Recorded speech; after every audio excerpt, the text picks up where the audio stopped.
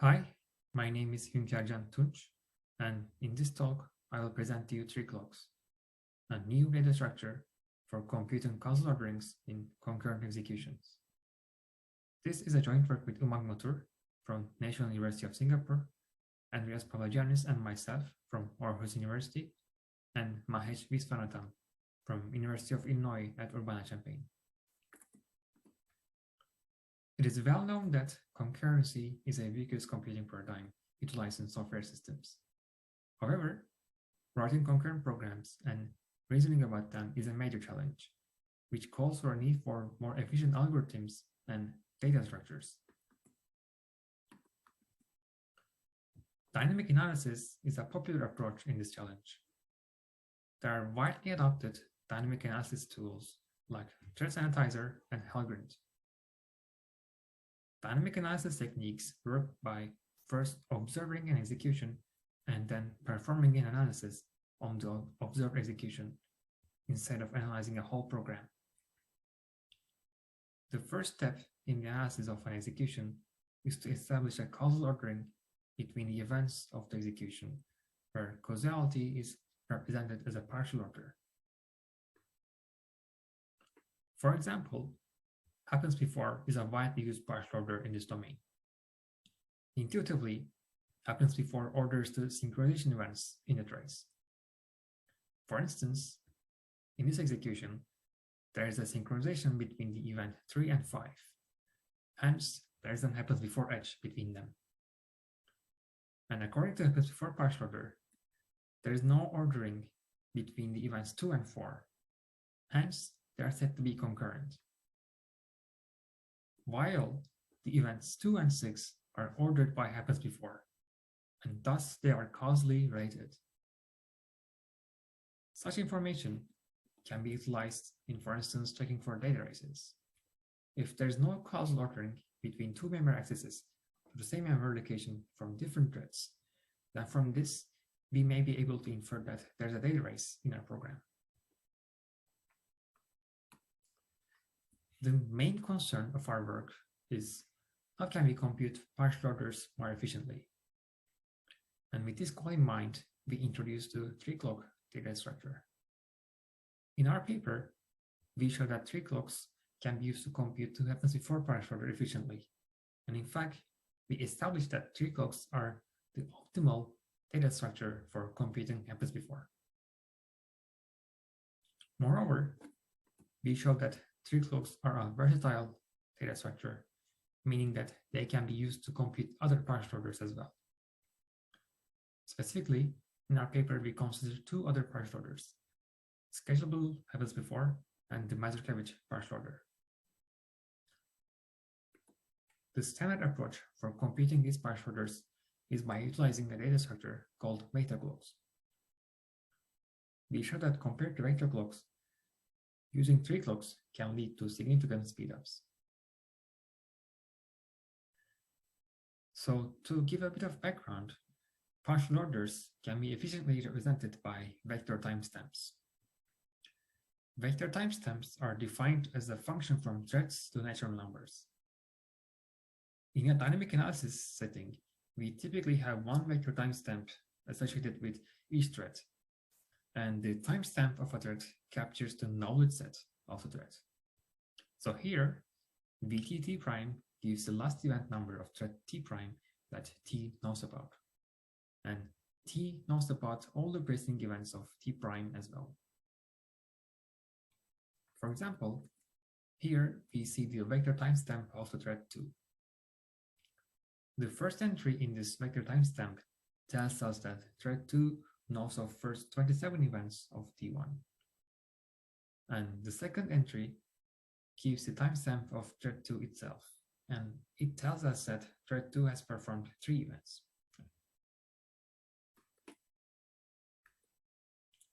Vector timestamps support two basic operations, comparison and join, which are defined as below. Intuitively, comparison operator can be utilized to show that all entries in a vector timestamp is smaller than or equal to their corresponding entries in another vector timestamp. And join corresponds to taking pairwise maximum of elements in 2 vector timestamps. The most natural data structure to implement vector timestamps is vector clocks. Vector clocks are basically integer arrays. Vector clocks implement the join operation by iterating over all the threads, making a comparison and updating the elements that are smaller on the vector clock in which the join operation is being performed. Also, vector clocks support a copy operation which basically copies one vector clock into another. It is easy to see that each operation takes big O of t time, where t is the number of threads. Computing happens before partial order with vector clocks is straightforward.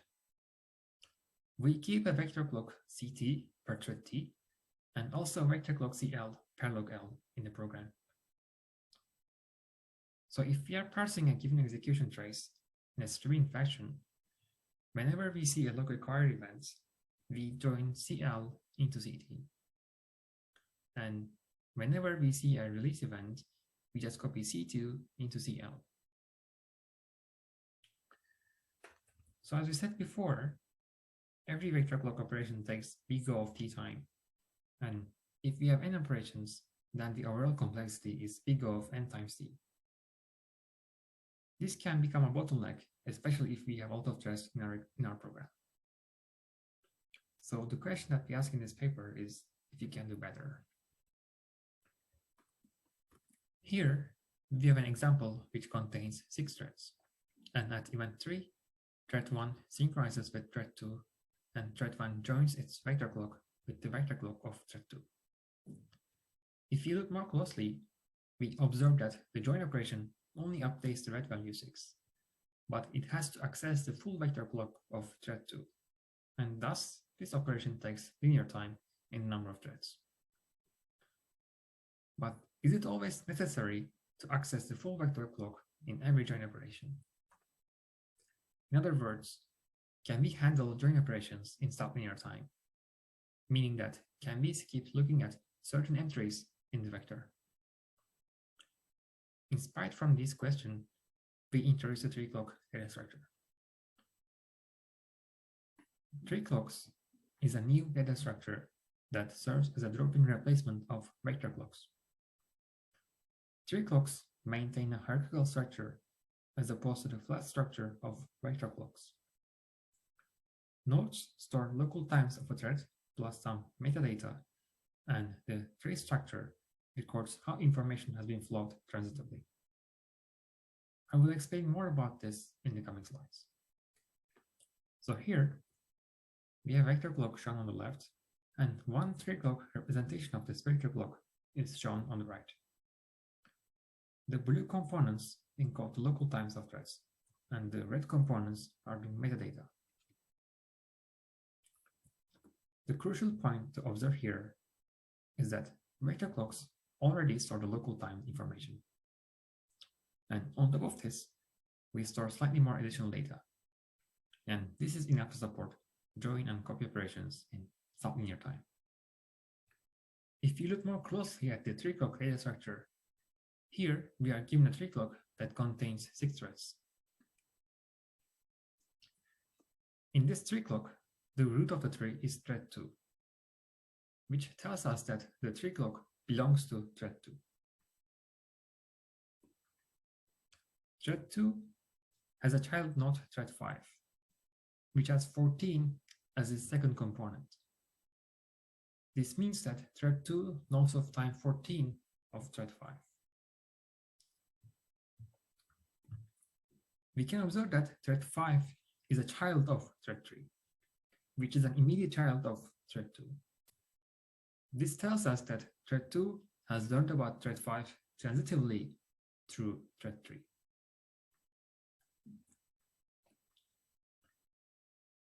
And the third component of thread 5's node is 3. This tells us that the thread 3 has learned of time 14 of thread 5 when thread 3's time was 3. And this structure allows for sublinear time join and copy operations. For example, Here we are given 2 tree clocks with 12 threads.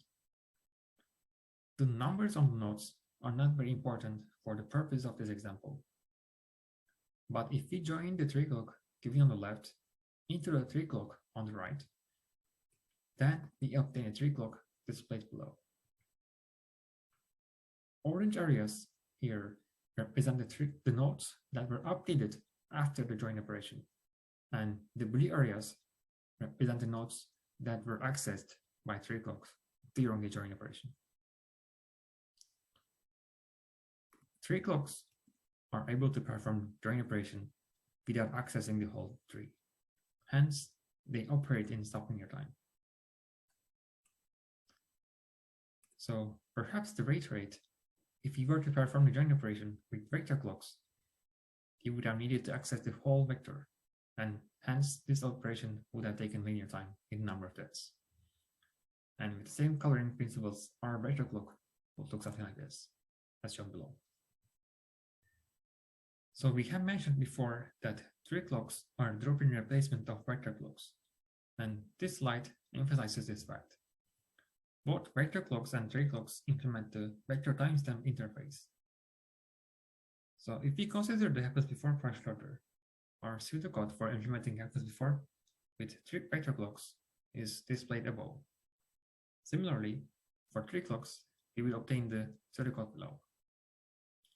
So here, the only difference is that we are calling the join and copy operations in the respective data structures. Therefore, tree clocks are a drop-in replacement of vector clocks.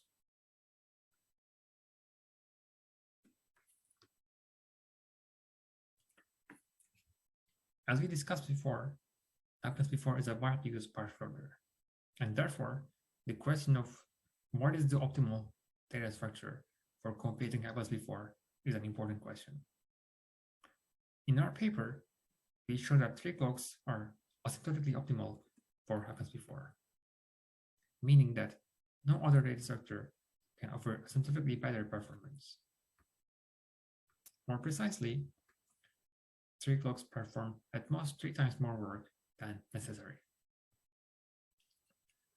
To gain a better intuition on this optimality result, we can now look again to our previous example where we performed a join operation.